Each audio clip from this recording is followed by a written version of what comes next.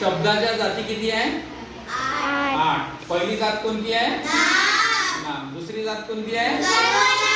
मागच्या वेळेस आपण नामाची माहिती पाहिली आहे की नाही. यावेळेस आपण शब्दाची दुसरी जात सर्वनाम याबद्दल काय पाहणार आहोत? माहिती पाहणार आहोत. तर सर्वप्रथम सर्वनाम म्हणजे काय हे आपल्याला कळायला पाहिजे. तर सर्वनाम म्हणजे काय? वाक्यात नामाच्या ऐवजी वापरला जाणारा शब्द म्हणजे काय? सर्वनाम. जसं उदाहरणार्थ तो, ती, मी, तू, आम्ही या शब्द सर्व काय आहे? सर्वनाम. काय आहे? चल तू इथं वाक्य वाच आणि त्याच्यातलं सर्वनाम ओळख. तो गावाला गेला याच्यातलं सर्वनाम कोणतं आहे ते अंडरलाईन कर. हा. चल तू ये. दुसरं वाक्य वाच. ती बाजारात गेली. ती बाजारात गेली.